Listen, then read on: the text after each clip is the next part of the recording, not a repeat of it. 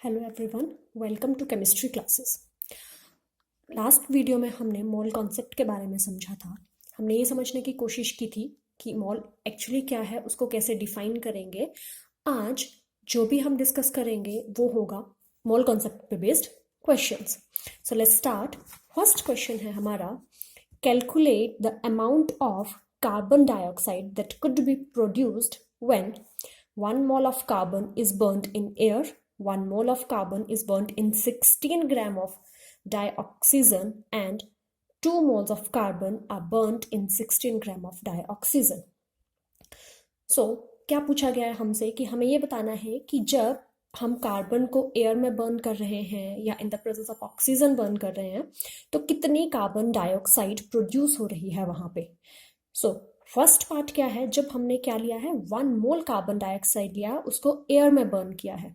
So first point हमारे पास क्या आता है कि जब भी हम एयर में बर्न करने की बात कर रहे हैं तो वहां पे होगा कंप्लीट कंबशन। दैट इज, जितनी भी कार्बन डाइऑक्साइड तुम्हारे पास दी गई है वो सारी की सारी जो है वो रिएक्ट कर जाएगी ऑक्सीजन के साथ और वो कार्बन डाइऑक्साइड में कन्वर्ट हो रही है।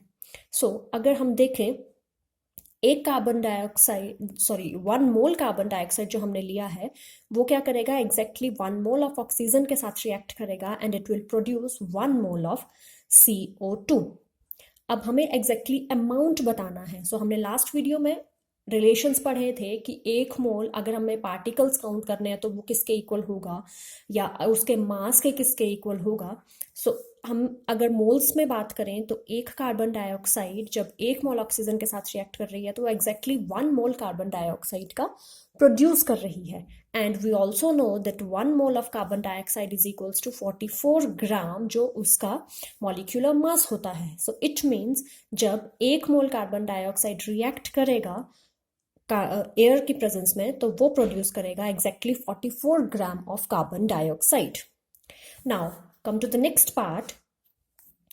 अब हमें नेक्स्ट पार्ट में क्या फाइंड आउट करना है कि 1 मोल कार्बन डाइऑक्साइड को हम बर्न कर रहे हैं ओनली 16 ग्राम ऑफ ऑक्सीजन के साथ, दैट इज ऑक्सीजन मॉलिक्यूल के साथ। अब हमने अगेन 1 मोल कार्बन डाइऑक्साइड लिया है बट हमने जो रिएक्शन कराई है वो हमने अब 1 मोल ऑक्सीजन के साथ नहीं कराई है बट हमने क्या कराई है 16 gram. And we know 1 mole oxygen किसके इक्वल होता है 32 gram of O2, that is oxygen. So यहाँ पे हमें गिवन है 16 ग्राम, इसका मतलब जो ये मोल बनेगा वो बनेगा 0.5 मोल। सो इट मीन्स हमारी जो कार्बन डाइऑक्साइड है वो 1 mole carbon dioxide at present in this situation it will react only with 0.5 mole of oxygen। अब यहाँ पे नोटिस करने वाली बात क्या है, जितनी ऑक्सीजन प्रेजेंट होगी वो उतनी ही कार्बन के साथ रिएक्ट करेगा। सो जब 0.5 मोल ऑक्सीजन कंज्यूम हो जाएगा तो रेस्ट ऑफ द कार्बन जो बची वो एज इट इज रह जाएगी अनरिएक्टेड।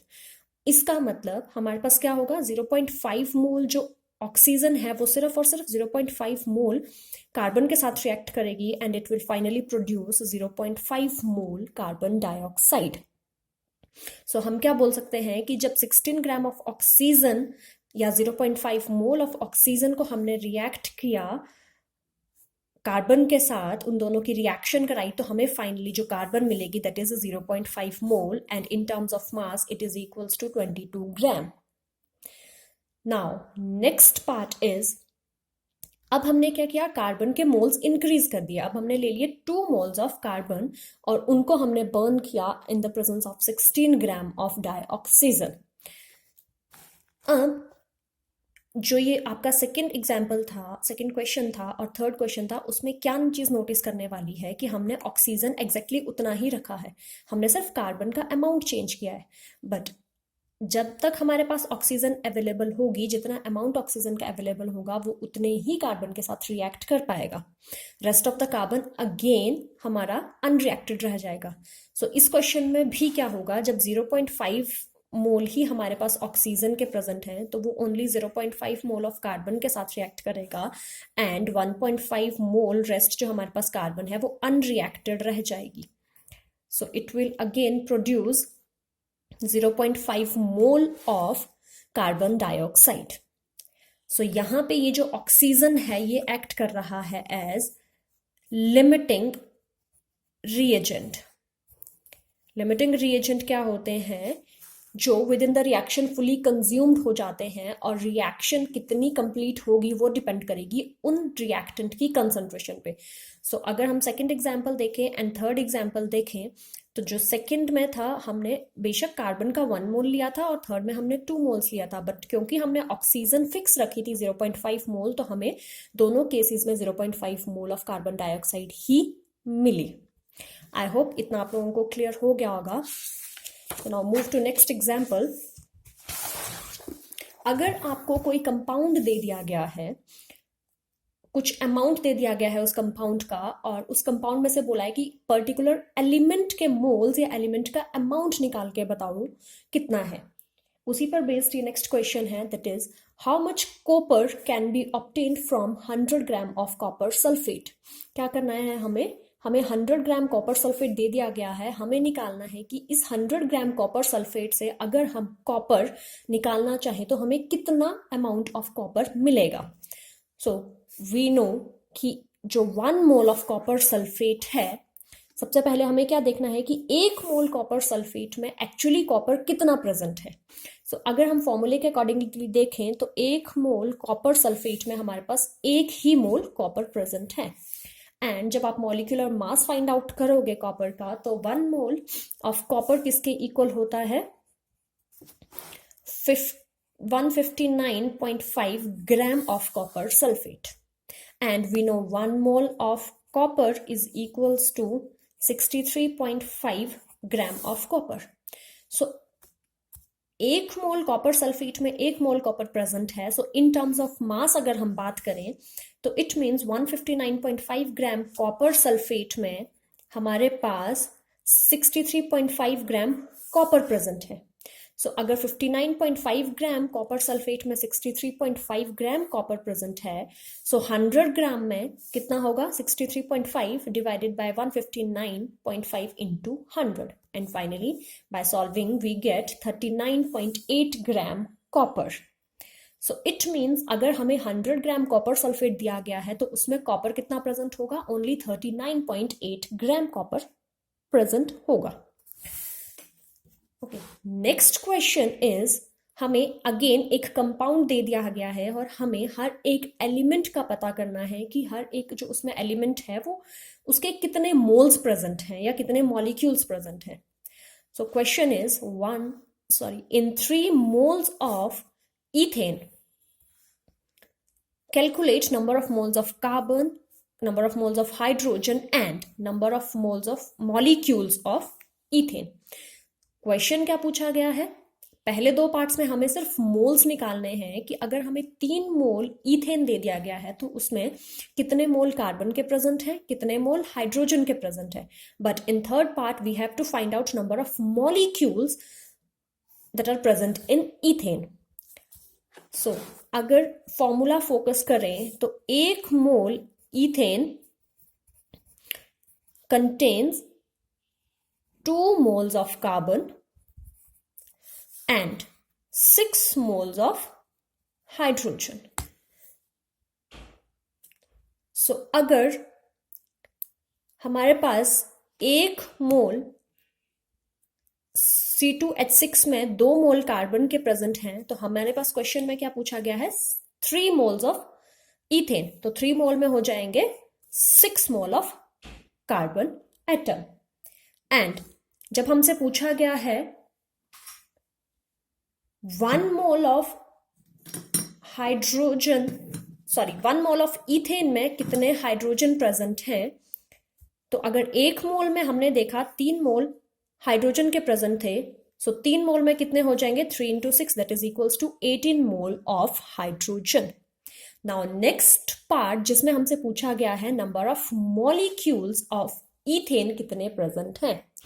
सो हमें पता है कि अगर 1 मोल ईथेन हम लेंगे तो उसमें कितने होंगे? 6.022 इंटू 10⁻23 मॉलिक्यूल्स ऑफ ईथेन।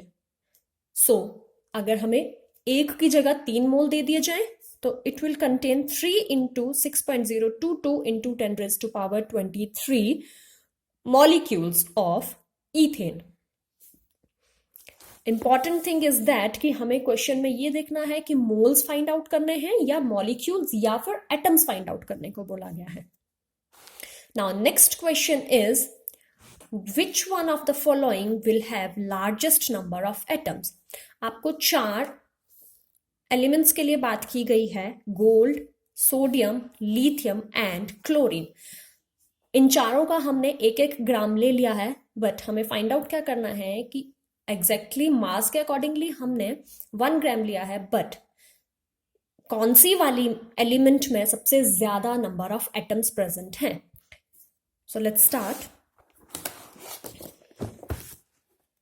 हमें पता है गोल्ड का एटॉमिक मास होता है 197 and we also know that 1 mole is equals to 6.022 into 10 raised to power 23 atoms. और मोल का रिलेशन विद मास भी होता है. तो 197 gram of gold contains 6.022 into 10 raised to power 23 atoms. सो हमें फाइंड आउट किसके लिए करना है, हमें फाइंड आउट करना है 1 ग्राम के लिए. So it means 1 gram will contain this much of atoms of gold. Now for second, that is for lithium. तो लिथियम का एटॉमिक मास कितना होता है 7 gram. It means 7 gram of lithium contain 6.022 into 10 raised to power 23 atom. तो 1 ग्राम कितना करेगा, हम 7 से उसको डिवाइड कर देंगे. Similarly for 23 gram of sodium आप फाइंड आउट करोगे, वो कितना होगा 6.022 into 10 raised to power 23. So 1 gram के लिए इतना आ जाएगा. ये तो सिंपल एटम्स के लिए बात की थी और ये एटॉमिक फॉर्म में ही तीनों की तीनों एलिमेंट्स एग्जिस्ट करती हैं. बट क्लोरीन हमें मॉलिक्यूलर फॉर्म में दिया गया है and number of atoms find out करने को बोला गया है. सो हमें तो इतना पता है कि 1 मोल Cl2 किसके इक्वल होगा 6.022 into 10 raised to power 23 molecules of chlorine. It means 71 gram of chlorine will contain this much of molecules. This is the important thing. तो अगर हमें एटम्स निकालने हो तो एक क्लोरीन मॉलिक्यूल 2 एटम्स के कॉम्बिनेशन से बना है. So it mean it will contain 2 into 6.022 into 10 raised to power 23 atoms. Double atoms contain करेगा वो मॉलिक्यूल से. तो 1 ग्राम कितना कंटेन करेगा 2 into 6.022 into 10 raised to power 23 divided by 71. जब आप इनको कैलकुलेट करोगे या तो नॉर्मल ऑब्जर्वेशन से भी आप देखो तो फाइनली हम कंक्लूड कर पाएंगे that lithium contains the largest number of atoms. Now last question of this video is calculate number of atoms in each of the following. 52 moles of helium. We know 1 mole of helium contains 6.022 into 10 raised to power 23 atoms. So 52 moles of helium will contain 52 into 6.022 into 10 raised to power 23 atoms and calculate करके हमारे पास इतना amount आ जाएगा. Second part is 52U, that is unified mass of helium.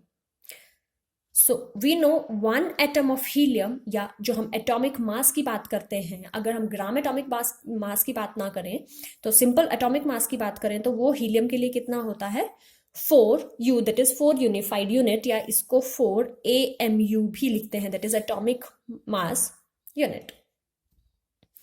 So 4U helium के एक atom के equal होंगे तो 52U किसके इक्वल होंगे 52/4, दैट इज 13 एटम्स के इक्वल होंगे. And last part that is 52 gram of helium contain how much number of atoms. So हमें पता है, अब हमें क्या यूज करना है gram atomic mass. So 4 gram of helium contain 6.022 into 10 raised to power 23 atoms, that is Avogadro's number of atoms.